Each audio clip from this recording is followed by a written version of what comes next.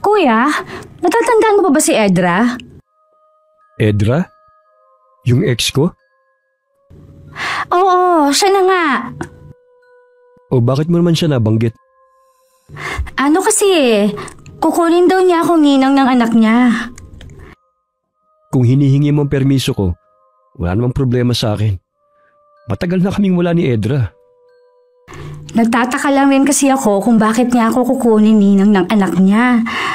Oo nga, friends kami sa Facebook pero kahit kailan, hindi naman siya nagchat-chat sa akin eh.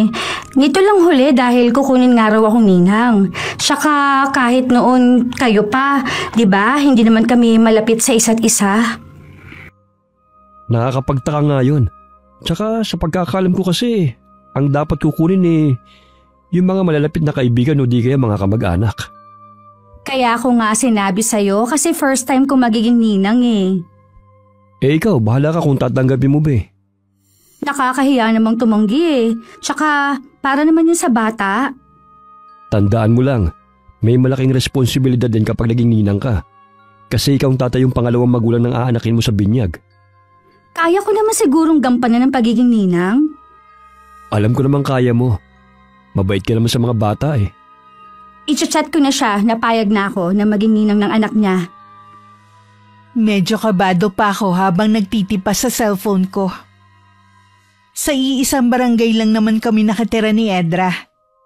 Malapit na nga lang sa labasan ng bahay nila. Nagulat pa ako nang sabihin ni Edra na isasali niya ako sa GC ng mga ninong at ninang. Hindi ko kasi alam na uso na pala ang ganon. Palibhasa nga kasi ngayon lang ako magnininang sa binyag. Wala akong alam sa mga ganong bagay. Ang dami namang pauso ngayon. Ako tuwing nag-aanak ako sa binyag wala namang ganyan. Kaya nga tinatanong kita kung normal lang ba ang ganito. Eh siguro, hindi ko alam eh. Sabi ko nga, wala namang kaming ganyan noon eh. Ay, nabasa ko nga sa group chat namin na maraming request yung si Edra. Parang gusto ko na tuloy mag-back out. Bakit? Ano ba mga request ni Edra? Bawat ninang at ninong may nakatoka sa kanila. Katulad ko, 5-layer na cake ang nakatoka sa akin. Yung iba, lechon naman. Ha? Bakit may ganun? Alam mo ba kung gaano kamahal ang cake ngayon? Tapos 5-layer pa kamo? Iyon ang nasa GC namin eh. Tapos kailangan daw 2 blue bills ang pakimkim. Masyado naman yata yan. Ikaw nga nung 18th birthday mo, wala man lang cake eh. Umabot ka na nga ganyang edad, hindi ka pa nakakaranas ng ganong kalaking cake. Tanggihan mo na yan, Kat. Kuya naman, nakakahiya na eh. Umuo na kasi ako eh. Baka mamaya machismis pa ako. Eh pang-aabuso na sa inyong gusto niya mangyari. Ano akala ni Edra sa mga ninot ninang? Mga mapipera? Kilala ko nga yung ibang kinuha niya eh. May pera talaga sila kasi maganda ang trabaho nila. Eh ako, kaka-endo ko lang sa trabaho ko. Kaya nga, i-PM mo na lang na aatras ka na kamo at wala kang pambili ng cake. Nahihiya talaga ako kuya. Tsaka diba, bawal tanggihan ng bata. Baka malasin naman ako. Kung may pambili ka ng cake, di tuloy mo. Pero ako sa totoo lang, hindi ko gusto ang ganyang estilo sa pagkuha ng ninong at ninang. Ay, bibili lang siguro ako ng cake kahit yung maliit lang. Maiintindihan naman siguro niya yun dahil wala akong trabaho. Dahil nahiyari naman ako na maliit na cake lang ang bilhin, sinunod ko na lang ang sinabi na magiging kumari kong si Edra. Nagtanong din kasi ako sa mga kasama ko. Sinunod naman daw nila ang request sa kanila. Tutal naman daw minsan lang ang binyag. Dumating ang araw ng binyag. Sa simbahan na kami nagkita-kita ng mga kasama ko. Naging maayos naman ang binyag sa simbahan at pagkatapos nga, tumuloy na kami sa resort kung saan naroon ang handaan. Nagkausap din kami ni Edra na lalong gumanda sa paglipas ng mga taon. Sa pagkakatanda ko, magkasing edad lang sila ni Kuya. Uy, salamat Kat ha. Hindi mo ko tinanggihan na maging ninang sa anak ko. Wala yun. Bawal naman daw kasi tanggihan ng bata eh. Ay, totoo yan. Mamalasing ka habang buhay. Hindi mo naman siguro gusto mangyari yon, di ba? Akala ko kasabihan lang yan. Hindi totoo yun, no? Salamat nga pala sa napakalaking cake, ha? Nag-enjoy lahat ng mga bisita. Sabi ng mga kamag-anak ko masarap daw. Oo nga pala, baka makalimutan ko. Ito yung sobre. Ha? 2,000 lang? Akala ko ba 2 blue bills lang? Kaya ko lang sinabi yun na 2 blue bills para hindi bababa doon ang bigay ng mga ninong at ninang. Pero dapat mas mataas pa ron. Ikaw lang tuloy nagbigay ng ganitong halaga. Pasensya na ha. Hindi ko kasi alam eh. First time ko kasing magninang eh. Babawi na lang ako sa susunod. Dapat lang na bumawi ka sa susunod sa inaanak mo, no? Tumango na lamang ako bago bumalik sa inuupuan ko. Hindi ko rin magawang tumingin sa mga katabi ko sa lamesa. Alam ko kasi na sa akin nakatuon ang mga mata nila. Bumulong sa tenga ko ang babaeng ninang din na katabi ko. Sinabi niya na siya nga daw 1,000 lang ang inabot niya. Kaya hindi daw siya pinapansin ng kumari naming si Edra. Napangiti na lang ako at in-enjoy na lang ang pagkain bago umuwi. Pagdating sa bahay, naabutan ko na si Kuya Axel na galing sa trabaho. Kumusta ang binyag? Ayos lang. Wala bang pasyaron dyan? Wala eh. Hindi ko nga natikman yung cake na dala ko eh. Pero sabi ng nakatikim masarap daw. Ang laki ng cake na dala, wala man lang pa-take out si Edra? Lahat naman kami walang dala. Ang dami pala namin. Bale, 50 pares kaming ninang at ninong. Wow! Ang dami pala. Aba, bawing-bawing na mag-asawa ang mga nagastos nila. Nagrereklamo nga si Edra sa binigay ko na 2,000 eh. Dapat daw mas mataas pa doon. Ibang klase rin Ginawang negosyo ang binyag. Sabi ko naman sa iyo umatras ka na. Kaso nahihiya ka mo. Para tuloy ayoko nang mag-anak sa susunod. Ganun ba talaga ang ex mo? Alam ko lang dominante siya Ay, oo nga pala. Mukhang pera din. Kasi gusto niyang hawakan ng sahod ko nun Sana pala nakinig na lang ako sa'yo. Huwag ka na magsisi, tapos na Kumain ka na lang. May dala akong pagkain. Alam ko kasi na walang magluluto Mabuti pa ngang idaan ko na lang sa kain ang nararamdaman ko. Hinay-hinay ka pa rin sa pagkain. Kaya ka lalong nananaba Sa pagkain lang gumagaan ang pakiramdam ko Tsaka hindi naman ako ganun kataba. Grabe ka naman. Biro lang naman, masyado kang seryoso Sabi na nga tayong kumain. Oo nga pala, tumawag na ba sina mama at papa sa'yo? Hindi pa, baka bukas pa. Bakit? Hihingi ka na naman ng pera, no?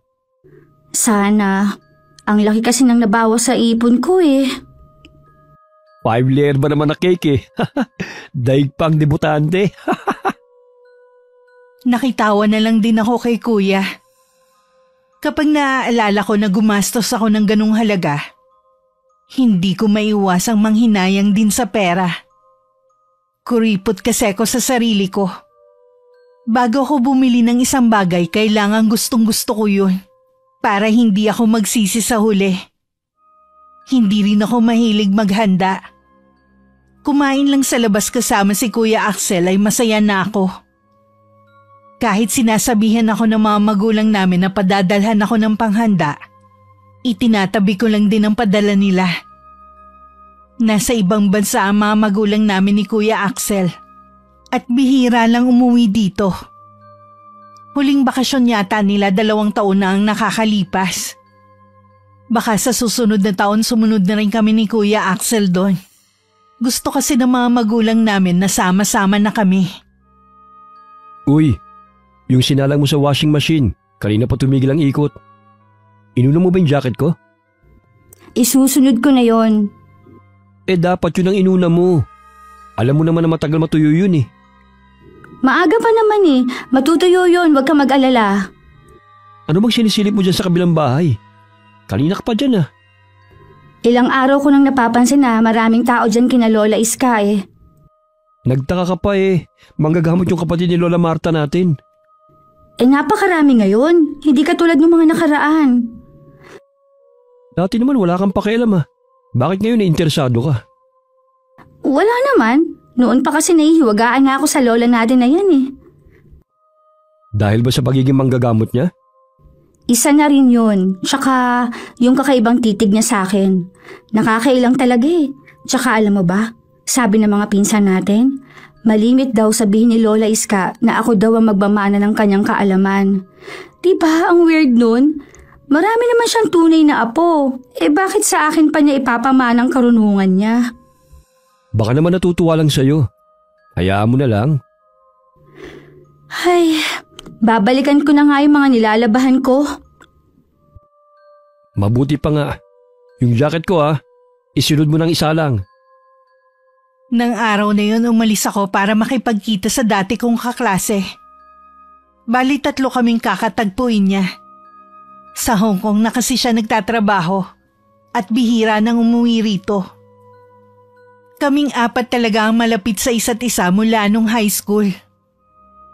Dahil abala ako sa pakikipaghuntahan sa mga kaibigan ko, hindi ko alam na nagchat pala ang kumari kong si Edra. Napupunta siya sa bahay namin. Nang mga oras na yun, kasalukuyan naman nagtatabas ng damo ang kapatid ko nang dumating ang kumari ko. Wala si Kat ngayon eh.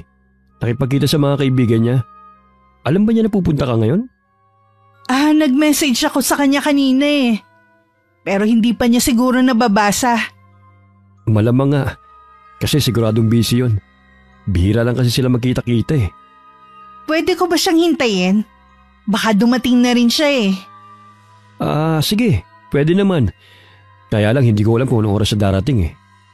Okay lang, hihintayin ko na rin siya. May gusto ka bang inumin? Salamat na lang. Katatapos ko lang din kasi magmerienda sa bahay ng kapatid ko. Galing kasi ko sa kanila. May ginagawa ka yata. Nagtatanggal lang ako ng mga damo. Kapag kasi ganitong wala akong pasok kung ano-anong ginagawa ka rito sa bahay. Kumusta ka na nga pala? Bakit hindi ka pa rin nag-aasawa? Hindi ko pa naisip na mag-asawa. Ganun ba? Dapat bilisan mo na. Magkasing edad lang tayo pero 3 na ang anak ko. Ano nga pala kailangan mo sa kapatid ko? Kasi yung panganay ko may mga ticket galing school nila. Bibigyan ko sana ang kumari ko. At dahil nandito ka na rin, bibigyan na rin kita. Tig-10 kayo ni Maring Kat. 100 ang isang ticket. Ang dami naman. Hindi pa pwedeng bawasan mo? Ano ka ba? Tig-10 na nga lang kayo ni Mari eh. Medyo mabigat din kasi sa bulsa eh. Lalo na kay Kat. Wala naman siyang trabaho eh. Kayo pa ba mawawalan? Huwag nga kayong kuripot. Wala pa naman kayong mga asawa eh. Tsaka, barya lang yan sa inyo no? Buti sana kung wala kayong mga magulang na nasa abroad. Kasi hindi ko pwedeng kunin din yung kay Kat nang hindi niya alam. Hindi yun tatanggi. Kaya kunin mo na lahat ng ticket. Ipapayaban niya ako, magkumari kami. Tsaka tulong niyo na yan sa panganay ko. Para naman tayong walang pinagsamahan yan kung hindi mo kukunin lahat. Di ba? Walang nagawa si Kuya Axel kundi kunin ng mga ticket. At nagbigay na rin siya ng 2,000. Pagkaabot ng pera ng kapatid ko, umalis na rin ang kumari ko. Pag-uwi ko sa bahay, agad na sinabi ni Kuya Axel ang nangyari. Hindi ko rin nagustuhan ang ginawang pamimilit ni Edra. Sana hindi mo tinanggap. Wala pa ako budget eh. Ayoko nga sana eh. Sabi ko nga mabigat sa bulsa. Lalo na sa'yo na walang trabaho. Kaya lang mapilit eh. Kilala ko yung makulit din nang maipilit ang gusto. Okay lang sana kung may trabaho pa ako. Huwag mo na akong bayaran. Baka manalo rin tayo sa raffle eh. Di bawi din yung ibinayad ko. Kailan daw ba ang draw ng mga ticket? Sabi ni Edra sa Lunes daw eh.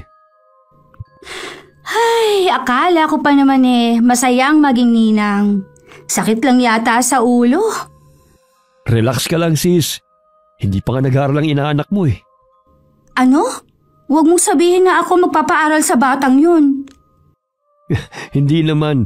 Pero sigurado na sa unang pagpasok ng bata sa eskwelahan, ikaw ang unang bibili ng mga gamit. Ganun ba talaga yun? Oo, pero nasa iyo naman kung susundin mong ganong kaugalian eh. Wala namang problema sa akin yun eh. Kaya lang itong kumare ko masyadong demanding. Kung ano-ano hinihingi. Yun nga lang, may pagkaabusada. Parang ayoko na tuloy mag-anak ng binyag sa susunod eh. Hindi naman lahat ng mga magulang ay katulad ni Edra. Masarap din naman yung may tumatawag sa yung ninang eh. Naikwento ko rin sa mga kaibigan ko ang tungkol sa kumari ko sa group chat namin. Kahit sila naiimbierna. Iisang sinabi nila sa akin. Sana daw tinanggihan ko na nung una pa lang. Tutal hindi naman pala kami malapit sa isa't isa. Gumaan naman ang pakiramdam ko dahil nailabas ko ang saloobin ko. Bihira lang kami magkita-kita dahil pare-pareho ng mga busy. Sa GC na lang kami minsan nagkukumustahan. Dumating ang araw ng Lunes. Kararating lang ni Kuya nang dumating naman si Edra. Abot tenga ang ngiti niya sa amin. Hi! Kaya ako napasugod dito kasi may babalita ako sa inyo.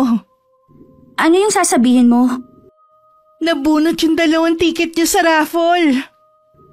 Talaga? Anong nakuha namin? Rice cooker lang naman at saka electric fan.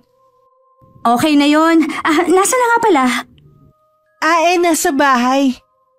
Mare, may hihingin sana akong pabor sa'yo. Ano yon, Mare? Kasi nasira yung rice cooker namin eh. Hihingin ko na lang sana yung napanalunan mo. Tapos sabi nung anak ko, pwede daw bang sa kanya na lang yung electric fan para meron siya sa kwarto niya. Sabi ko sigurado na papayag ka naman dahil mabait ka. Gusto rin kasi namin ni Kuya eh. Pwede naman kayong bumili eh. Kayang-kaya niyo naman yan. Ipaubayan mo na lang sa amin yun. Pareho bang sa akin nakapangalan yung ticket? Oo. Kaya nga alang-alang sa pagiging magkumari natin, pagbigyan mo na ako, ha? Sige na nga. Thank you, Mare. Sabi ko na, hindi ako mapapaya sa'yo eh.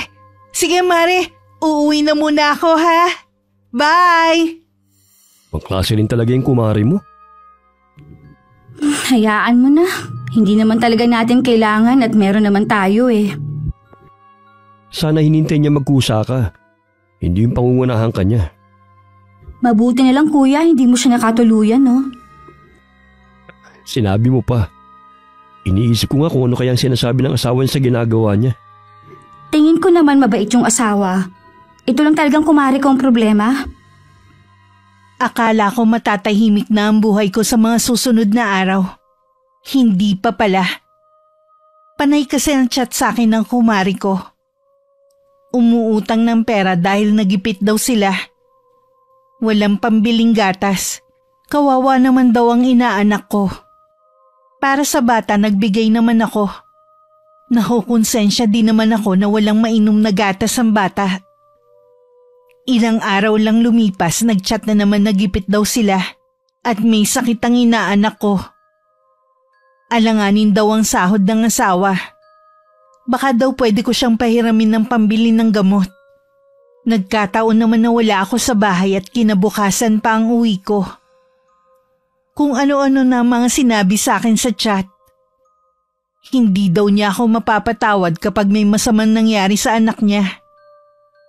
Para tuloy sa sabog ang ulo ko sa kakaisip. Sinabi niya yon? Oo, Kuya.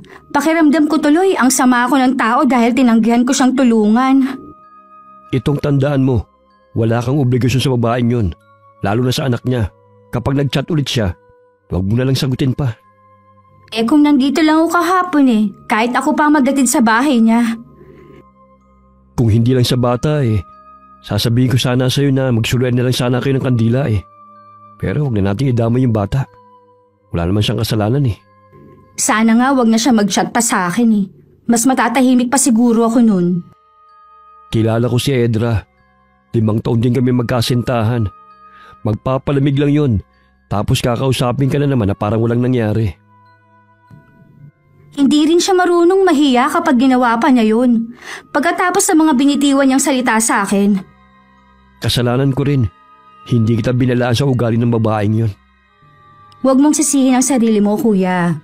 Ako naman ang may gusto na tanggapin ang pagiging ninang ng anak niya. Ang mabuti pa, lumabas na lang tayo.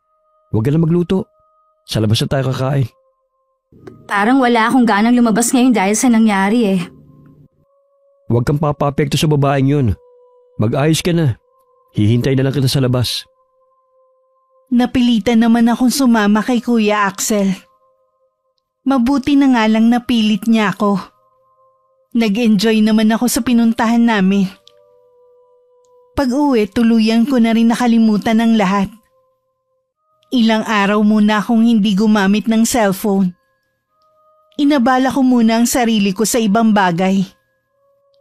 Bala ko na rin mag-apply muna ng trabaho habang hinihintay kung kailan kami makakaalis ni Kuya para makasama na namin ang mga magulang namin. Halos 2 linggo na mula nang mangyari ang sagutan namin ni Edra. Tama nga si Kuya. Parang baliwala na lang dito ang mga sinabi niya sa akin. Matamis niya akong initian nang pumunta siya sa bahay. Nasa bakuran kasi ako ng mga oras na yun. Kumusta ka na, Mare? Nag-chat ako sa iyo ah. Hindi ka kasi active sa GC ng mga ninong at ninang eh. Hindi kasi muna ako nagsiselfone eh. Ganun ba? Kaya pala hindi mo alam ang tungkol sa plano. Anong plano? Kasi 2 buwan na lang eh. Birthday na ng inaanak mo. Bawat ninong at ninang may nakatoka. Ganun ba? Total naman eh, ikaw na yung sumagot ng cake nung binyag. Ikaw na lang sumagot sa lechon, ayos lang ba? Ano ka mo? Nagbibiro ka ba? Yung iba nga eh, mas mahal yung nakatoka sa kanila. Yung 2 ninong sila yung sasagot sa catering. Alam mo ba kung magkano ang buong lechon ngayon? Alam ko naman. Pero kayang-kaya mo yan, ikaw pa. Isa pa pala, may ginawa kong listahan ng mga regalo. Magpapalabunutan kayo. Kung ano yung nabunot ng bawat isa, yun dapat ang regalong matatanggap ng inaanak nyo. Alam mo naman na wala akong trabaho. Anong ibibili ko ng lechon at regalo? Hindi ba pwedeng kung ano na lang ang makayanan ko? Ano ka ba, Mare? Minsan lang mag-birthday ang inaanak mo eh. Pagbigyan mo na. Ito pala, dala ko yung lagayan. Pwede ka nang bumunot. Yung iba kasi pinuntahan ko na kanina. Kailangan ba talaga to? Oo naman. Wag mo ipapakita sa akin ha. Ayoko pa rin mangako kasi wala naman akong pinagkukunan ng pere. Alam mo yan. Sana naman wag ka mamilit. Bakit ka pumayag na maging ninang ng anak ko kung magrereklamo ka lang pala?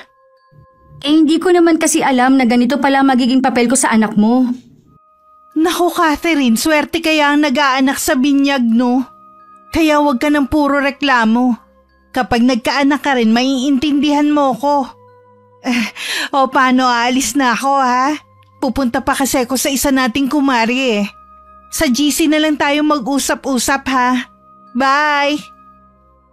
Marami pa sana akong gustong sabihin pero nagmamadali na si Edra na umalis. Kumaway pa siya sa akin. Hindi naman ako makamuha agad na nanatiling nakatayo lang. Maya-maya tinignan ko ang nakatuping papel. Nanlaki ang mga mata ko nang mabasa kung anong regalo ang nabunot ko. Ilang oras din akong tulala hanggang dumating na nga si Kuya galing trabaho. Sinabi ko naman sa kanya na pag-usapan namin ni Edra. Tawang-tawa pa siya nung una. Nang makita niya ako naiinis na, bigla naman siyang sumeryoso. Huwag ka na magalit dyan. Hindi naman ikaw ang tinatawanan ko kundi yung plano ni Edra eh. Sa pagkakataong ito, Hindi ko nahahayaan na siyang masunod. Hindi ba siya marunong mahiya? iPad ang gusto niyang iregalo ko sa anak niya? Anong malay ng bata wala pang 1 taon. Malamang siya o ang 2 niyang anak ang gagamit. Ako nga nagtitiis sa luma kong cellphone tapos siya hihingi ng ganong regalo. Sumusobra na nga talagang babaeng yun. Ay, magpapadala lang ako ng regalo na kung ano ang gusto ko. Bahala ang ibang ninang at ninong kung susundin nila ang kapritsyo ng kumare namin. Tama yan, Kat. Manindigan ka kung anong tama. Sa totoo lang, masyado na ring abusado ang ibang mga magulang. Hindi na nila binibigyan ng konsiderasyon ng mga kinukuha nilang ninong at ninang. Ang pinakamalala sa kanila yung ex mo. Huwag ka naman magalit sa akin. Matagal na naman kaming wala ng babaeng yun. Ay, kahit kailan talaga. Ayoko nang mag-anak sa binyag. Grabe ang trauma ko sa nararanasan ko ngayon. Huwag mong sabihin yan. Hindi naman lahat tulad ni Edra. Katulad ni Abby. Kukunin daw tayong ninong at ninang sa binyag ng anak niya.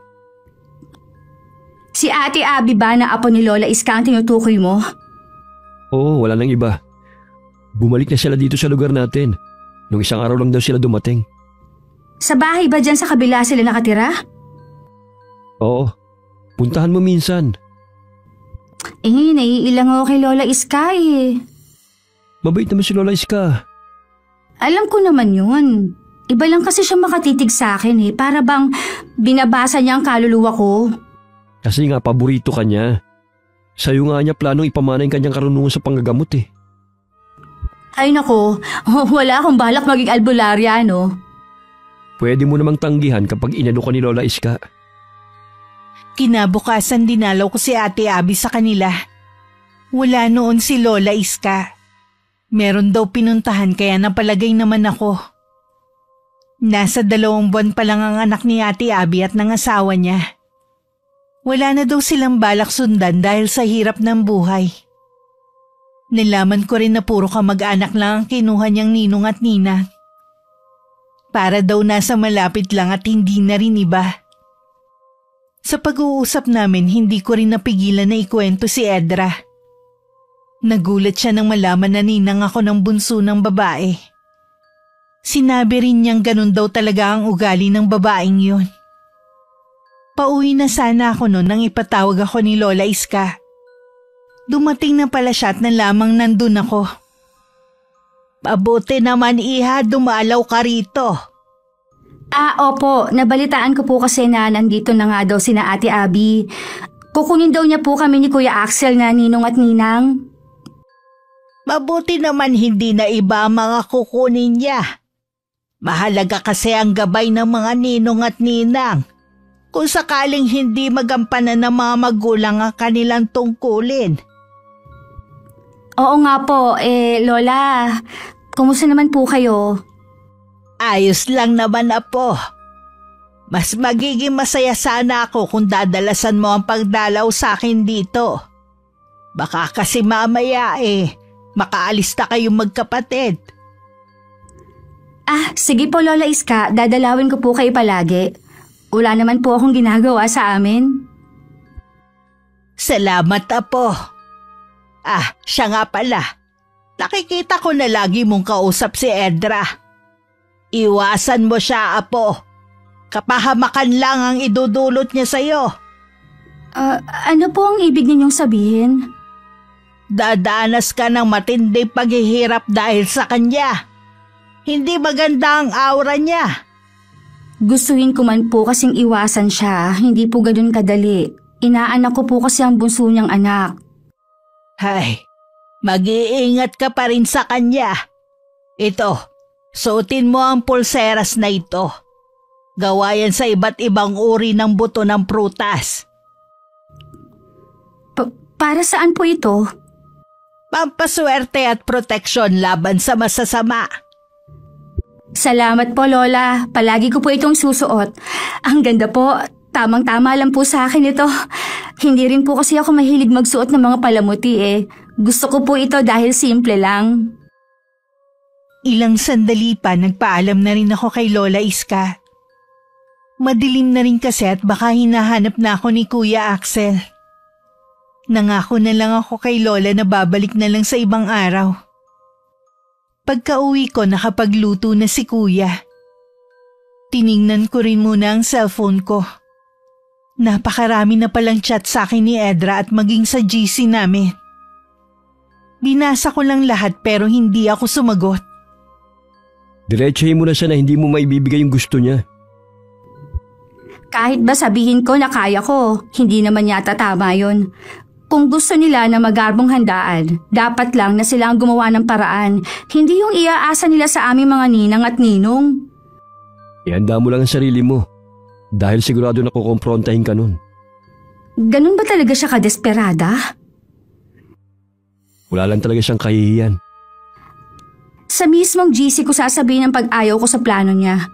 Baka may iba sa amin ang napipilitan na lang din. Teka lang kuya ha. Sige lang, maghahain lang ako sandali. Nagugutom na kasi ako kanina pa eh. Napasarap kasi ang kwentuhan namin ni Lola Iska. Hindi ko na malaya na madilim na pala. Ayan, nasabi ko na. Nagbago na ba ang pagtingin mo kay Lola Iska? Medyo, hindi naman pala siya ganun ka-weird. Baka ganun talaga matatanda. Tingnan mo, binigyan pa ako ng bracelet. Ang ganda, bagay sa'yo. Oh, maupo ka na rito. Sige, ako na lang din na magliligpit ng pinagkainan natin mamaya. Ikaw na nagluto eh. Nung gabi habang nakahiga na ako tsaka ako lang chinek ang cellphone ko. Tad-tad ng mga chat ni Edra ang GC namin. Naiiling na lang ako sa mga sinasabi niya. Ipinagtanggol naman ako ng ibang member sa GC. Sumasang-ayon halos ang lahat sa sinabi ko. Na hindi kailangan pilitin kami na magbigay sa kung ano ang gusto niya. Magalang rin ako nagpaalam na aalis sa GC namin. Pagkatapos ng ginawa ko, nakaramdam naman ako ng ginhawa. Nakatulog din ako ng mahimbing ng gabing iyon. Kinabukasan hindi ko alam na bigla na lang susugod sa amin si Edra. Hindi na niya naitago ang galit niya. Alam mo, pinahiya mo ako sa ibang mga ninong at ninang. Sana sinabi mo na lang sa akin ng personal. Kahit naman kasi sabihin ko sa'yo ng harap-harapan, hindi ka naman makikinig. Konting konsiderasyon lang naman ang hinihingi ko sa'yo eh. Gasino lang naman ang hinihingi ko sa'yo ah. Anong kasino? Sa hirap ng buhay ngayon at mahal ng bilihin, hindi ganun kadali ang maglabas ng pera. Kung gasino lang pala yon, bakit hindi ikaw ang bumili ng lechon na panghanda sa anak mo? Nagninang ka pa kung hindi mo naman kayang ibigay ang request ng anak ko. Ano ka mo? Request ng anak mo? Baka ikaw lang ang may gusto ng mga yon. Hindi pa nga marunong magsalita ang anak mo eh. Wala kang kwentang kumare. Maliit na bagay pinagdadamot mo sa bata. Teka lang, huwag mo naman pagsalitaan ng ganyan ng kapatid ko. Huwag ka nga sumabat dito. Labas ka sa usapan namin. Hindi pwede na hindi ako makialam. Nasa pamamahay ka namin eh. Pasensya na kayo. Nadala lang ako ng nararamdaman ko eh. Paano kasi nakahanda na lahat? Tapos sasabihin ng kapatid mo na magba-backout siya. Hindi ka ba nakakaintindi? Walang trabaho si Kat. Saan mo siya pakukuhanin ng pambili ng lechon at regalo para sa anak mo? Eh di sana kasi hindi niya tinanggap ang pag-aanak ng binyag. Hindi naman pala niya kayang gampanan ng tungkulin niya. Hindi mo yata alam ang tungkulin ng isang ninang sa kanyang inaanak eh. Sila ang tatay yung pangalawang magulang na gagabay sa kanila. Hindi sila para maging gatasan mo ng mga material na bagay na hindi nyo maibigay ng mag-asawa. Ganun ba ang tingin mo sa akin? Hindi ko naman kasi kayo tinuturing na ibang tao ni Kat. Kaya nga siya ang kinuha ko ninang eh. Hindi ko intensyon na gatasan ng kapatid mo. O kahit na sinong ninang ng mga anak ko. Pwes, tigilan mo ng paghingi ng kung ano-anong bagay sa kapatid ko. Huwag kang abusado. Magkaroon ka naman ng kahihiyan sa sarili mo. Akala mo naman eh, krimen na nagawa ko para pagsalitaan mo ng masasakit. Sana maisip mo rin na ganoon din ang nararamdaman nila kapag pinipilit mo. Ay, kay Kat lang naman ako may kasalanan eh. Kat, pasensya ka na ha? Ayos lang, pasensya na rin. Walang-wala din kasi ako eh. Aalis na ako. Baka hinahanap na kasi ako ng mag-aama ko eh. Hindi ko naman maiwasang maawa sa kumari ko. Mukha kasi siya napaya sa mga sinabi ni Kuya Axel. Nang sulyapan ko ang kapatid ko, parang wala lang naman sa kanya ang nangyari. Nang sumunod na araw dumalaw ulit ako kay Lola Iska. Kitang-kita naman ang saya sa mukha niya nang makita ko. Kalaunan nalaman ko na kaya gustong-gusto niya ako. Kamukha ko nung kapatid niyang namatay. Nalaman ko lang yun nang ipakita niya sa akin ng lumang litrato ng isang babaeng naka-Filipinyana na may hawak na abaniko. 18 lang siya nung mamatay. Ilang buwan pagkatapos kuhanan ng kanyang larawan. Hindi ko po alam na may namatay po kayong kapatid. Wala po kasing nababanggit noong nabubuhay pa si Lola Martha, maging po si Mama. Matagal na kasi ang pangyayaring yan. Baka nakalimutan na rin nila. Kami kasi ang malapit ni ate noon. Kaya kahit matagal nang nangyari ang pagkamatay niya, lagi ko pa rin siyang naaalala. Ano po ang ikinamatay niya? Basta na lang siyang nagkasakit noon. Hanggang maratay sa higaan. Halos 1 buwan din siyang naghirap. Dahil para lamang sa mga mapepera ang pagpapatingin noon sa doktor, hindi na namin siya nadala sa ospital. Sabi ng isang tumingin sa kanya, barang daw ang ikinamatay niya. Dahil nung malagutan siya ng hininga, nagsipaglabasan sa lahat ng butas ng katawan niya ang mga iba't ibang insekto. Barang po? Nalaman niyo po kung sino ang may gawa nun sa kapatid niyo? Hindi na namin natukoy pa. Mabait ang ate ko. Wala siyang kaaway ni isa. Pero marami ang naiinggit sa kanya dahil sa angkin niyang ganda nung araw. Hindi man lang pala nabigyan ng hustisya ang pagkamatay niya. Ipinasa Diyos na lamang namin ang nangyari sa kanya. Lola, totoo po ba talaga ang barang? Oo, iha. Marami na rin ako nagamot ng mga binarang noon. Napansin ko nga rin po na marami pa rin nagpapagamot sa inyo hanggang ngayon eh. Kahit mahina na ang katawan ko, hindi ko pa rin mahindian ang mga lumalapit sa akin. Dapat po siguro magpahinga na kayo sa panggagamot nyo. Hindi rin po kasi biro ang pagharap sa maraming tao. Balang araw, iha. Kusa na rin akong titigil. Makahulugan pang tumingin sa akin si Lola Iska. Mula na naging malapit ako sa matanda, madalas na ako sa kanila. Masaya din kasi siyang kausap. Minsan naman kapag nagpapahinga pa si Lola Iska, si Ate Abby ang madalas kong kakwentuhan. Sa kanya ko rin nalaman na kung ano-ano ang ipinagkakalat ni Edra tungkol sa akin. Kesyo napakakuripot ko daw na ninang. Ako naman daw ang nagpresenta na maging ninang ng anak niya. Naiinis man nagsawalang kibune lang ako, kesa lumaki pa ang issue. Huwag mo na lang pansinin ang mga sinasabi niya. Matindi talagang trauma ang inabot ko sa kanya. Sa susunod, matuto ko na lang tumangi kapag may kukuha sa iyong ninang. Lalo't hindi mo naman lubusang kilala. Ay, siguro magpapadala lang ako ng regalo sa inaanak ko kahit para na lang sa bata. Pwede rin naman, tapos tuwing Pasko mo na lang bigyan ng regalo. Malapit na rin pala ang pabinyag ni Ate Abby. Wala pa tayong nabibiling regalo. Sabay na tayong bumili sa 1 linggo. Nagpadala pala sila mama ng panggastos natin dito. Bilhan na rin daw natin ng regalo yung anak ni Abby. Sabik na rin ang mga yun sa apo. Di ba nga, pinipilit ka niya dati na mag-asawa na? Hindi ko pa talaga oras para mag-asawa nun. Meron naman daw sa yung irareto sina mama kapag naroon na tayo. Ayaw talagang tumigil ni mama. Sabi ko nga sa'yo gusto na nilang magkaapo. Siyempre, ikaw ang kukulitin nila.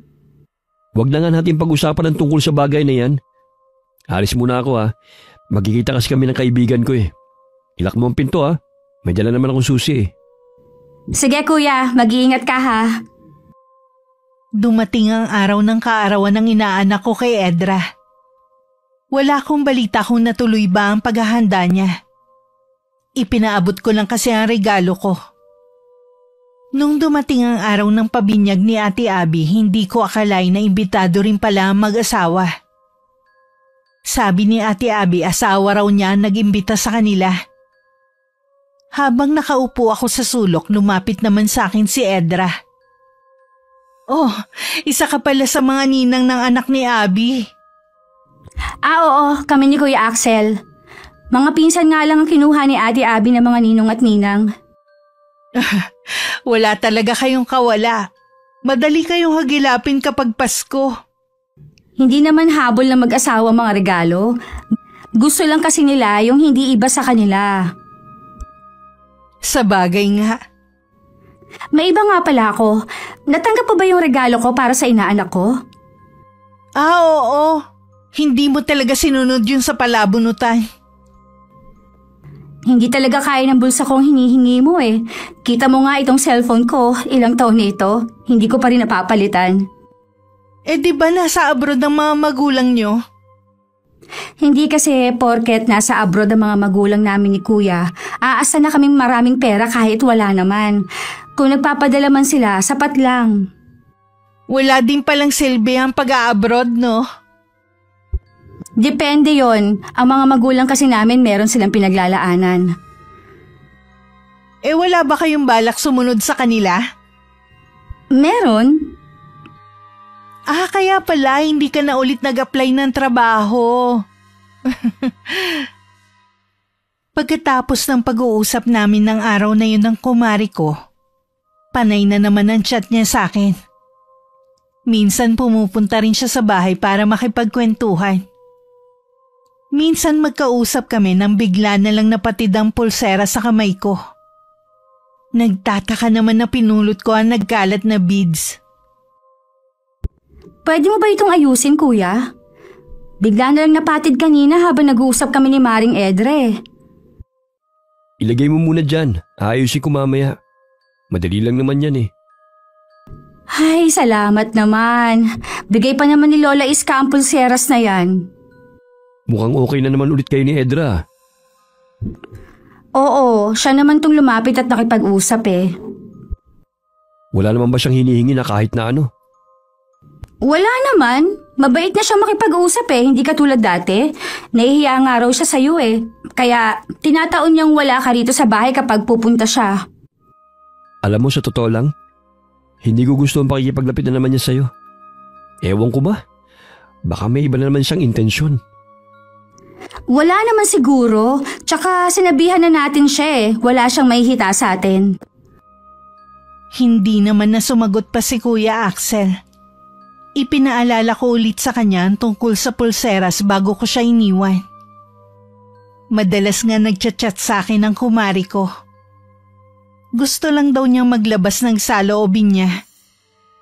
Wala daw kasi siya mapagsabihan ng mga problema niya sa bahay. Katulad na lamang ng pagkukulang ng asawa niya. Isa sa ikinabigla ko nang sabihin niya na hanggang ngayon mahal pa rin niya si Kuya. Nagsisisi na daw siya kung bakit siya nakipaghiwalay sa kapatid ko. Dahil sa hindi ko alam ang magiging reaksyon ko, hindi na lang ako sumagot. Kinabukasan habang nag-aalmusal, kinumusta ko si Kuya kung meron ba siyang dinedate. Bakit mo naman naitanong ang bagay na yan? Wala naman, naitanong ko lang. Basta nga ba magtanong? Focus muna ako sa trabaho ko. Kaya iwas muna ako sa pakikipag-date. Tsaka, di ba nga susunod tayo sa mga magulang natin? Kuya, bakit nga pala kayo nagkahiwalay ni Edra noon? Siya naman ang nakipaghiwalay sa akin noon eh. Masyado na kasi niya akong pinaghahanapan. Lagi niya akong kinukumpara sa ibang lalaki. Hindi siya makapaghintay na umasenso ko. Hindi ka naman ba nagsisisi na naghiwalay kayo? Para pa nga ako nabunutan ng tinik. Ganun ba? Akala ko pa naman meron ka pang nararamdaman sa kanya. Wala na no. Tagal na naming wala eh. Bakit? Napag-uusapan niyo ba ako? Ha? May problema kasi sila ng asawa niya ngayon eh. Nabanggit niya na nagsisisi siya na iniwan ka niya noon. Huwag kang magtiwala sa babaeng yon. Kinukuha lang niya ang loob mo para maawa ka sa kanya. Malamang may kailangan na naman yun sa'yo. Malay mo naman, baka totoong may pinagdadaanan siya. Nagkibit-balikat lang si kuya at hindi na kumibo pa. Nang matapos siya sa pagkain niya, tumayo na siya at lumabas ng kusina. Napaisip naman ako sa sinabi ni kuya tungkol sa kumari ko. Kinabukasan dumating na naman ang kumari ko sa bahay. Nagkatinginan pa kaming magkapatid. May dala rin siyang lumpiang sariwa gawa daw ng nanay niya. Ito oh, paborito yan ng kuya mo.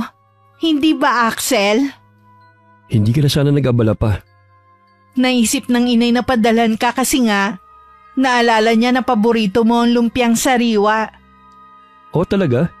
Akala ko ba ayaw niya sa akin noon? Bakit ngayon naalala niya ako? Gusto ka naman talaga ng inay noon. Mukha lang hindi kasi nga lagi siyang pagalit magsalita. Okay, tapos na yun. Kalimutan na natin. Maiwan ko na muna kayo. Alis ka? Akala ko wala kang trabaho pag ganitong araw. Nabanggit kasi ni Kat. Wala nga, pero magkikita kami ng mga kaibigan ko. Aalis na ako, Kat. Yung billing ko sa'yo, ha? Oo, kuya. Madalas ba siyang umalis? Oo, yun lang kasi ang libangan niya eh. Ang sarap pala ng buhay ng kuya mo, no? Balita ko maganda rin ang trabaho niya. Bakit nga pala wala pa siyang sasakyan? Noon pa naman ayaw niya. Hindi daw praktikal. Oo nga pala. Nabanggit mo na susunod kayo sa mga magulang niyo sa ibang bansa. Oo, baka isa rin yun sa dahilan ni Kuya Axel. Ang swerte ng mapapangasawa ng kuya mo, no? Ay, oo. Swerte talaga ang nirereto ni Mama sa kanya. Merong nirereto sa kanya? Oo. Kaya nga minamadali na kami sa pag-aayos ng mga papel eh. Kaya nga pala ako nandito. Nakakayaman eh. Pwede ba akong manghiram sa'yo ng pera? Huwag mo na sanang babanggitin sa kuya mo, ha? Saan mo ba gagamitin? Matagal pa kasi ang sahod ng asawa ko eh. Ibibili ko sana ng gamit ng mga bata. At pakakainin ko sila sa labas. Ito lang kasi ang mapapahiram ko sa'yo eh. Ha? Ito lang? Kasi medyo malaking halaga kasi ang kailangan ko eh. Pasensya ka na ha, yan lang talaga ang pera ko. Galing pa nga yan kay kuya eh. Ay, sige. Pagkakasyahin na lang namin to ng mga bata. O paano? Aalis na ako ha? Naiiling na lang ako na sinundan ng tingin ng kumari ko. Hindi niya maitago ang pagkadismaya sa mukha niya. Nang mga sumunod na araw, laging nagchat-chat ang kumari ko sa akin. Bumalik na naman siya ng pangungulit sa panghihiram sa akin. Tuwing sinasabi kong wala akong pera, binubueltahan naman niya ako na nakakapasyal nga daw kami ng pinsan ko kung saan-saan. Tapos sasabihin kong wala akong pera. May mga pagkakataon na napipikon ako sa kanyang mga sinasabi. Kaya madalas hindi ko nalang pinapansin ang mga chat niya. Para makaiwas din, madalas ako sa bahay ni Lola Iska. May problema ka ba, iha? Bakit niyo naman po naitanong yan, Lola? Nakikita ko kasi sa mga mata mo eh. Paano po kasi yung kumare ko? Wala nang ginawa kundi umutang at manghingi ng mga bagay para sa mga anak niya. Wala namang masama kung magbibigay tayo sa kapwa natin. Lalo na kung walang-wala naman talaga. Pero dapat may limitasyon pa rin para hindi ka abusuhin. Nagbibigay lang naman po ako dahil sa inaanak ko. Kaya lang po napansin ko na umaabuso na rin. Hindi ko na nga lang po pinapansin ang mga chat niya sa akin eh. Si Edra ba ang tinutukoy mo? Opo, siya nga po. Hindi maganda ang naririnig ko sa pamilya ng babaeng yon. Mabuti pa iwasan mo na bago ka pa mapahamak. Nabanggit niyo nga po sa akin yan dati pa. May kutob ako na may masamang binabalak ang babaeng yon. Layuan mo na siya hanggat maaga. Tinatakot niyo naman po ako, Lola. Huwag ka matakot. Isang babala lang naman ang sinasabi ko sa iyo. Sige po, iiwasan ko na lang po siya. Napuno na rin po kasi ako sa kanya eh. Para din naman sa iyo ang sinasabi ko eh. Alam ko naman po yun. Lagi mo pa rin bang suot ang pulseras na ibinigay ko sa iyo? Opo, hindi ko po ito inaalis sa kamay ko. Mabuti naman kung ganon. Marami pa kami na pag-usapan ni Lola Iska. Lingid sa akin ng mga oras na yun, tumatangis naman si Edra. Dahil sa pagkawala ng anak niya. Tahimik din niya akong minumura sa isip niya.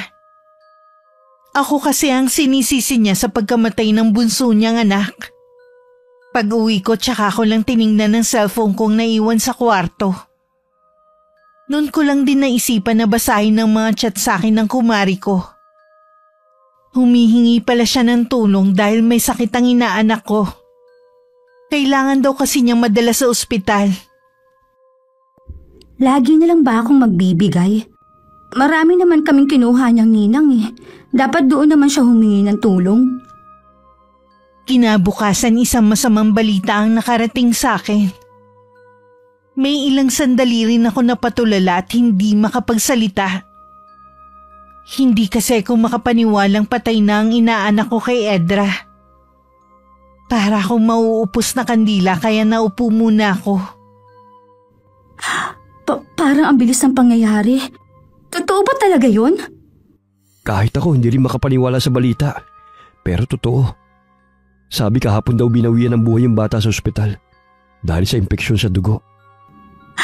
Kaya siguro nangihiram sa akin ng pera si Edra. Totoo naman palang may emergency. Marami naman siyang pwedeng mahiraman. Bakit ba ikaw na lang lagi niyang nilalapitan?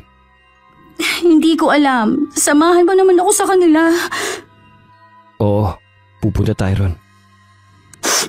Hindi ko maiwasan na sisihin ang sarili ko. Baka nailigtas pa ang bata kung pinahiram ko na lang siya ng pera. Huwag mong sisihin ang sarili mo. Walang may gusto sa nangyari. Kahit na kuya, humingi sa akin si Edra ng tulong. Hindi ko man lang siya pinakinggan muna. Sana inisip ko na lang yung bata. Naiintindihan ko naman ang nararamdaman mo eh. Pero wala kang obligasyon sa kanya. Halika na kuya, pumunta na tayo doon. Nang dumating kami sa bahay ng kumari ko, iilan pa lang ang mga tao. Agad ko naman nakita si Edra sa tabi ng maliit na kabaong. Parang gusto kong panghinaan ng loob na lumapit. Pero inakay ako ni Kuya Axel palapit kay Edra. Edra, Mare. Anong ginagawa niyo rito? Nabalitaan namin na nangyari. Nakikiramay kami. Ngayon pa kayo lumalapit kung kailan wala ng anak ko? Ilang beses ako nag-chat sa'yo dahil kailangan ko ng mahihiraman. Wala ka talagang kwentang kumare. Pasensya na.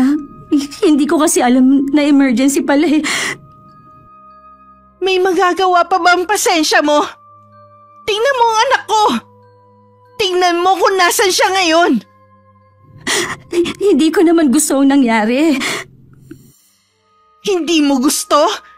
Naging ninang ka pa kung hindi ka naman maaasahan. Kasalanan mo kung bakit namatay ang anak ko.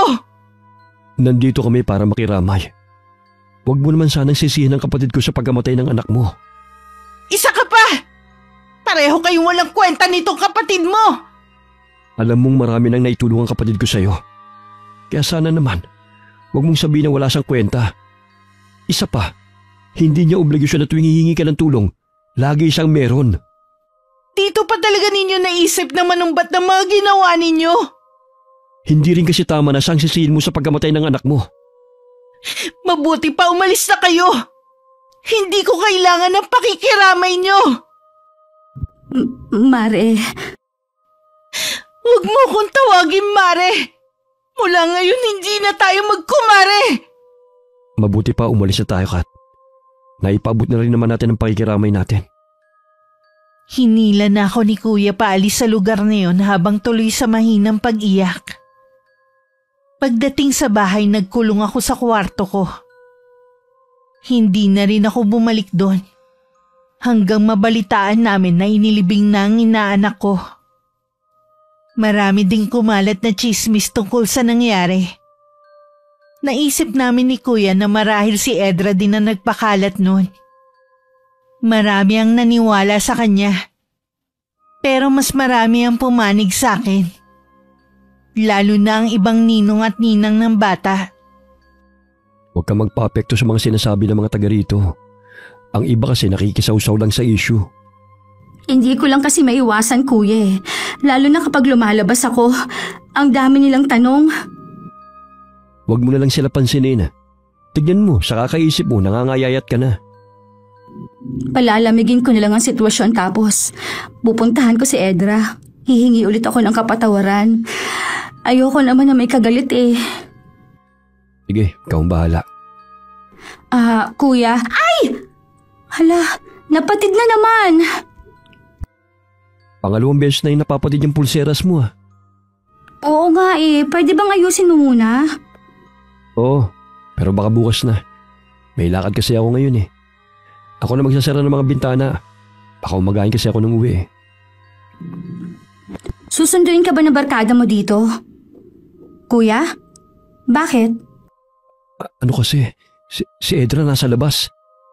Dito nakatingin. Ha? Nasaan? Yun oh. Tumalikod na. Sana tumuloy siya dito para makapag-usap kami. Hindi na lang muna ako aalis.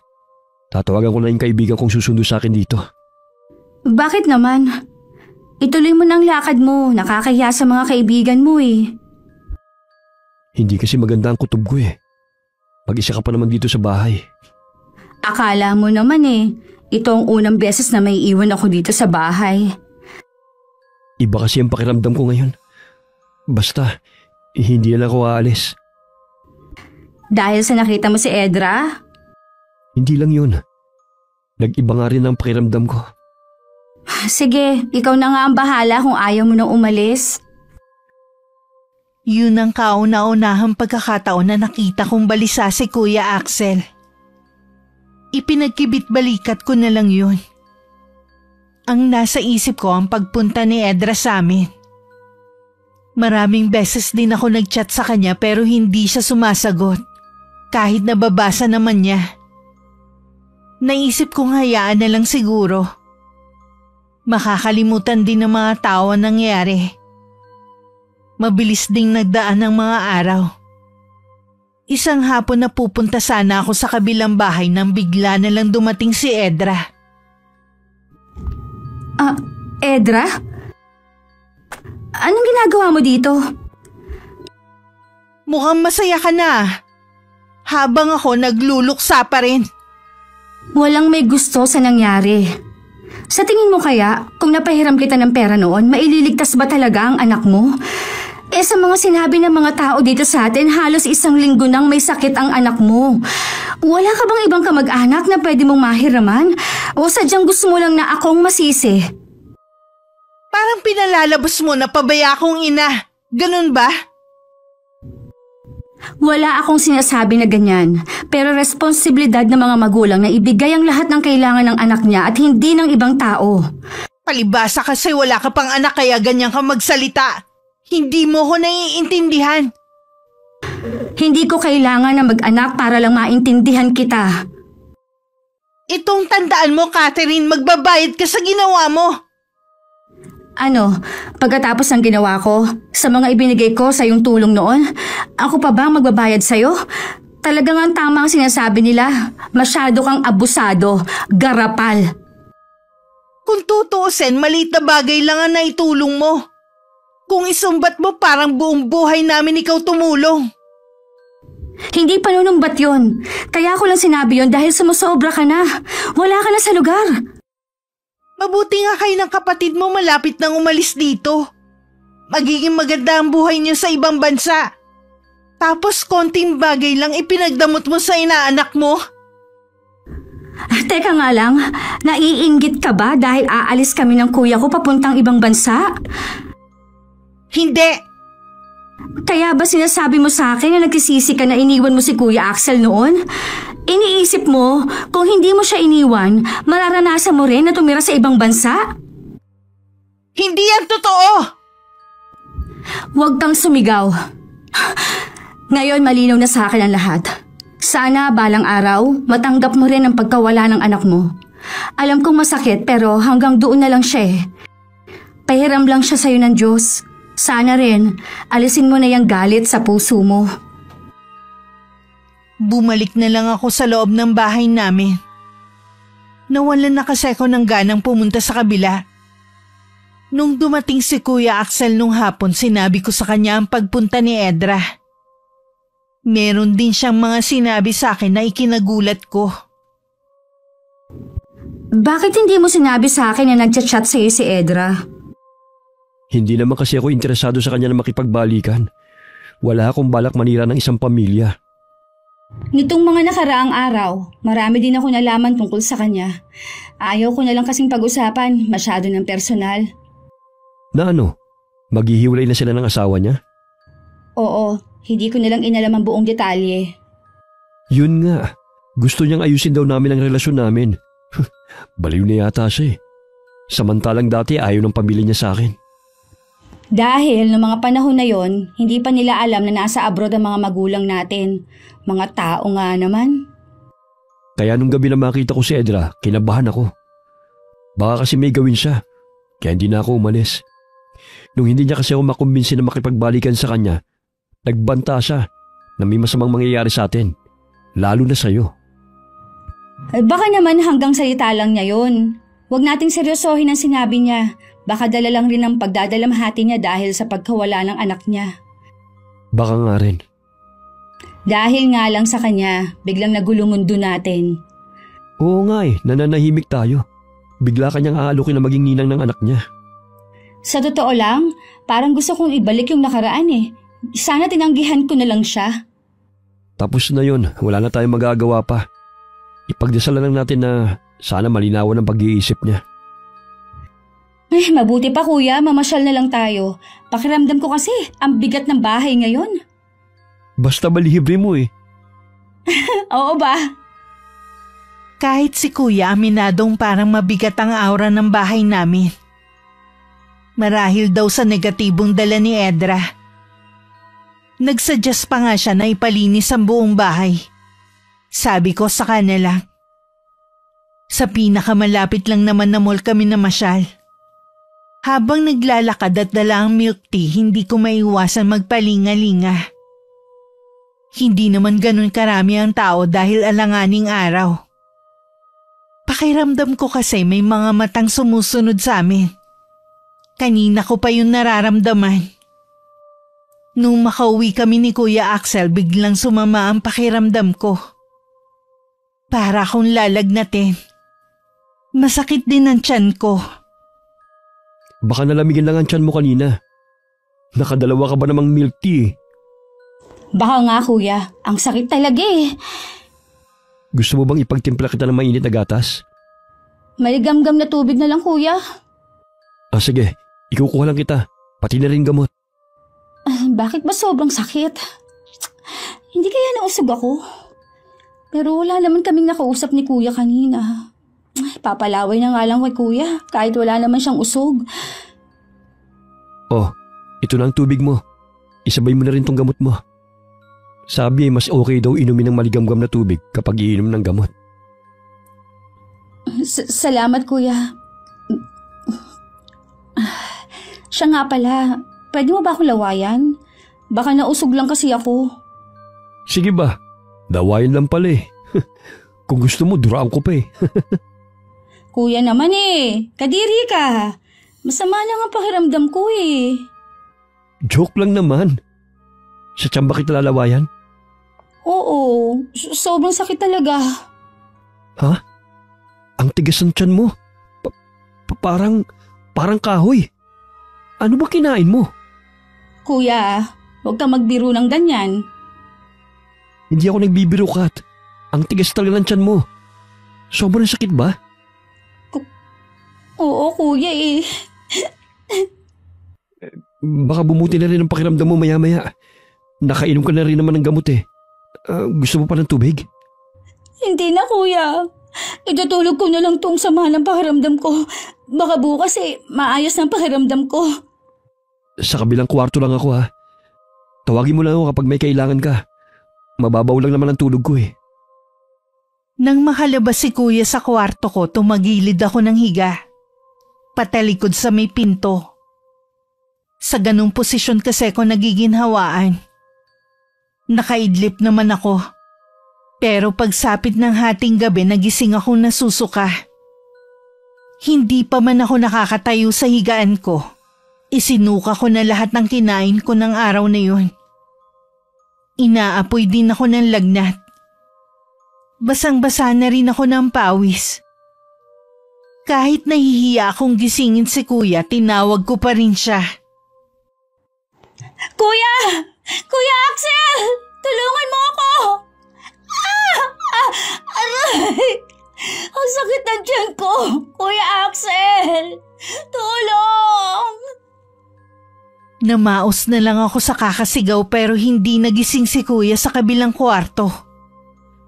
Nagtataka naman ako kung bakit hindi siya magising sa lakas ng mga sigaw ko. Nakakaramdam na rin ako ng panghihina. Dahil kanina pa akong walang tigil sa pagsusuka. Napansin ko ring gumagalaw ang tiyan ko. Nang tanggalin ko ang kumot, ganun na lang ang takot ko. Nang makitang lumaki ito na parang lobo. Umaalon-alon din ito. Buong magdamag tuloy akong walang tulog dahil sa kakaibang nangyayari sa akin. Good morning sa maganda kong kapatid. Ayos na ba ang pakiramdam mo? Kat? Anong nangyari sa'yo? Kuya, kagabi pa ako tawag ng tawag sa'yo. Hindi ka magising. Tinatawag mo ba ako? Wala akong narinig eh. Buong gabi akong gising dahil sa sama ng pakiramdam ko. Dapat pala, hindi mo na kita iniwan kagabi. Anong nararamdaman mo ngayon? Ang tiyan ko sobrang sakit. Nangihina na rin ako sa kakasuka. Teka lang, bakit may sugat ka? Kagabi wala naman yan ah. Hindi ko alam, kuya. Sobrang sakit ang buo kong katawan. Pakiramdam ko rin parang may tumutusok sa tiyan ko. Dadalhin kita sa ospital ngayon. Halika, tutulungan na kita magbihis. Kaya mo bang umupo? Hindi, kuya eh. Parang napaparilsa ang buo kong katawan. Ako na lang. Teka lang, kukuha ko ng damit mo. Binuhat na lang ako ni kuya para makasakay ako sa tricycle na tinawag niya. Pagdating naman sa ospital, agad ako inasikaso ng doktor at nurse sa emergency room. Binigyan lang naman ako ng mga gamot at ointment para sa mga tumutubo kong sugat sa katawan. Para makasigurado, nagpa-lab test na rin ako. Normal naman ang mga test ko. Sana may nakain lang akong nakasama sa tiyan ko. Kagabi talaga, sobrang laki na parang sasabog ang tiyan ko. Baka nga. Kailangan siguro maging maingat ka na sa mga kinakain mo. Oo, kuya. Hindi ba tayo lalabas ng ospital? Hinihintay ko lang yung doktor na tumingin sa'yo. Kanina pa kasi ako kinikilabutan eh. Sa mall pa lang, pakiramdam ko merong nagmamasid sa akin. Akala mo lang yun. Dahil siguro sa dami ng iniisip mo. Basta kuya, huwag kang aalis sa tabi ko ha. Oo naman. Lagi lang ako nasa tabi mo. Nung hapon nakauwi na rin kami sa bahay. Sa sala muna ako naglagay dahil nililinis ni kuya ang kwarto ko. Pagpasok pa lang sa bahay, ang bigat na ng pakiramdam ko. Para bang nawala na ang maliwalas na aura ng bahay namin. Lingid sa kaalaman namin ni kuya, itinuloy ni Edra ang plano niyang pagpapabarang sa akin. Kasalukuyan siyang nasa bahay ng kanyang lolo Hernan. Mag-isa na lamang naninirahan sa bahay na yun ng matandang lalaki. Itinakwil na rin siya ng buong angkan niya dahil hindi niya magawang talikuran ng pagiging mambabarang. Noon lang din ulit nagpakita si Edra sa kanya dahil kailangan niya ng tulong ng matanda. Gusto ko siyang pasakitan. Higit pa sa nararamdaman ko sa pagkamatay ng anak ko. Akala mo ba'y mapaglalalangan mo ko, Edra? Ha? Ano pong ibig niyo sabihin? Wala lang naman talaga sa iyo ang pagkamatay ng anak mo. Mas nagagalit ka kasi hindi mo nakuha ang gusto mo. Manang-mana ka talaga sa iyong ina na puno ng inggit ang puso. Hindi ko po kailangan magpaliwanag pa sa inyo. Nangako kayo sa akin na tutulungan niyo ko. Ano pa ba sa tingin mong ginagawa ko ngayon? Hindi ba't ito naman ang gusto mo? Ang pahirapan ng babaeng yon? Opo. Gusto ko hindi na siya makaalis. Sila ng kapatid niya. Wala akong pakialam sa totoong ikinagagalit mo sa kanya. Sa ngayon, kasalukuyan na siya nagdurusa kagaya ng gusto mo. Pakatandaan mo lamang, oras na hindi ka magtagumpay sa plano mo, babalik sa iyo ang ginawa mo sa babaeng yon. Pagsapit ng gabi, nagumpisa na naman akong sumuka. Sa pagkakataong yun may kasama ng dugo at mga insektong katulad ng ipis, alupihan at mga uod. Nakakakilabot ang nakikita ko. Lalo't gumagalaw pa ang mga yun. Pero wala akong magawa kundi ang umiyak na lang. Lalo ring dumami ang mga sugat sa buong katawan ko. Maging ang loob ng bibig ko hanggang lalamunan may mga sugat na rin. Kuya, hindi ko na kaya. Pakatatag ka, Kat. Tinatawagan ko na rin ang mga magulang natin para ipalamang nangyayari sa iyo. Huwag na, kuya. Ayokong mag-alala sila sa akin. Mag-aalala talaga sila sa iyo. Magulang natin sila eh. Nakikiusap ako sa iyo, wag na. O sige na, hindi ko na ipapaalam. Huwag ka nang umiyak. Aayusin ko muna yung mga damit mo. Dadaling kita ulit sa ospital. Ano kaya ang sakit ko, kuya? Hindi kaya noon pa may malubha na akong sakit tapos ngayon lang lumabas? Hindi ko masasagot yan, Kat. Kasi hindi naman ako doktor eh. Pero pangako, lahat gagawin ko para gumaling ka. Salamat, kuya. Hindi ko alam kung anong gagawin ko kung wala ka sa tabi ko. Kapatid kita. Dadamayan kita sa lahat ng oras. Teka lang ha. May kumakatok sa may pinto. Panay ang usal ko ng dasal sa isip ko ng mga sandaling yun. Hindi ako reliyosang tao, pero naniniwala ako sa kanya. Hindi man ako regular na pumapasok sa loob ng simbahan. Lagi naman ako nagpapasalamat sa kanya sa bawat biyayang ibinibigay niya sa akin. Alam ko pagsubok niya ito sa akin. Kahit sumusuko na ang katawan ko, lumalaban pa rin ang puso't isip ko. Kat, natutulog ka ba? Hindi, kuya. Pumikit lang ako kasi nasisilaw ako sa liwanag. Sino pala yung dumating? Nandito si Lola Iska. Catherine, apo ko! Lola? Huwag ka na matakot, nandito na ako. Tutulungan kita. Sabi ko na nga ba may nangyayari dito sa bahay ninyo. Salamat po, dinalaw niyo ako. Hindi sakit ang dumapo sa'yo, kundi sumpa ng pambabarang. Barang? Katulad ng may kinamatay ng kapatid niyo, Lola. Ayoko pa mamamatay. Hindi ko hahayaan na mangyari yon. Gagamutin kita. Hanapin mo sa buong bahay ang isang luma at marungis na manika. Opo, Lola Iska. Gagaling ka na rin, Kat. Magtiwala lang tayo kay Lola Iska. Hindi na nag-aksaya ng oras si Lola. Agad na rin siya nagsagawa ng orasyon kontra sa bumabarang sa akin. May mga binibigkas siyang mga salitang Latin habang nakahawak sa ulo ko ang kanang kamay niya. Mainit ang kamay ni Lola. Nakakaramdam ng ginhawa ang buong katawan ko. Samantala sa bakuran naman naghanap si Kuya. Malapit sa bakod sa isang halaman nandun ang isang manika. Agad niya yung kinuha at dinala kay Lola Iska. Samantala sa bahay ng lolo ni Edra, bigla na lang namatay ang mga kandila sa altar. Hindi maaari! Natalong sumpa ko! Ha? Ano pong ibig niyo sabihin, Lo? May magaling na albularing tumalo sa sumpang ibinigay ko sa babaeng yon. Ibig sabihin may gumamot kay Catherine pero sino? Hindi kaya si Lola Iska? Mas malakas sa kanya kapangyarihan kaysa sa akin. Gumawa kayo ng paraan, Lolo Hernan.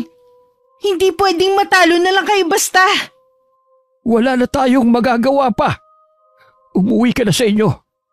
Ihanda mo ang sarili mo. Sigurado na babalik sa atin ang ginawa natin. Nararamdaman ko yon. Pero Lolo Hernan, ayoko pong bumalik sa akin ang barang. Sinabi ko na sa iyo, bago pa natin gawin ito. Oras na hindi tayo magtagumpay. Babalik sa atin ang ginawa natin. Kaya ako lumapit sa inyo kasi akala ko magaling kayo. Tapos sasabihin nyo ngayon may mas magaling pa sa inyo. Patawarin mo ko, Apo. Humingi ka na lamang ng kapatawaran sa taong pinamarag mo. Baka sakaling makaligtas ka pa sa galit ng manggagamot na yon. Bakit pa kasi ako nagpadala sa galit ko? Kat, patawarin mo ko. Kung gaano kabilis na tumubo sa balat ko ang mga sugat, ganon din yun kabilis na naglaho. Niyakap naman ako ng mahigpit ni Kuya Axel habang naiiyak. Si Lola Iska naman ay hawak ang manika. Sabi niya ibabalik niya sa taong yun ang sumpa. Nalaman din namin kay Lola Iska na si Edra ang nagpabarang sa akin. May balita na ba kay Edra? Hindi ko alam kung nasaan siya. Nagkausap kasi kami ng asawa niya.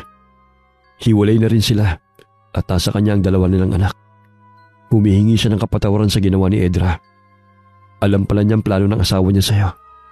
Kapag talaga nagpadala ang isang tao sa galit, hindi siya makakapag-isip ng tama. Ganun nga ang nangyari sa kanya. Ngayon na wala pati pamilya niya sa kanya. Ayaw na rin kasi makipagbalikan sa kanya ng asawa niya. Sa kabila ng ginawa niya, pinatawad ko na rin siya.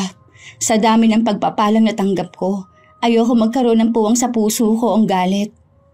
Maging aral na sana kay Edra nangyari sa kanya. Naway makuha pa rin niya ang kaligayahan na hinahanap niya. Dinalaw ko rin si Lola Iska sa bahay nila. Gusto ko ulit kasi magpasalamat sa ginawa niyang pagpapagaling sa akin. Naabutan ko siyang nakaupo sa kanyang tumba-tumba. Lagi mong susuotin ang pulseras na ibinigay ko sa iyo, Apo. Habang suot mo yan, lagi mo ko maaalala kahit nasaan ka. Opo, Lola Iska, hindi ko na po ito tatanggalin sa kamay ko. Naalala ko pala, napatid dito kaya hindi ko naisuot. Kaya siguro mabilis kumapit sa akin yung sumpa. Kaya laging napapatid dahil nag-uumpisa na ang barang sa'yo. Mabuti na lamang naagapan pa rin kita. Sa totoo lang po, sobra akong natatakot nun. Naalala ko kasi ang kapatid nyo na namatay. Nung mamatay ang kapatid ko, nangako ako. Kapag naging manggagamot ako, poprotektahan ko lahat ng miyembro ng pamilya ko. Natupad niyo po ang pangako ninyong yon. Wala pong nagkakasakit ng malubha sa pamilya natin.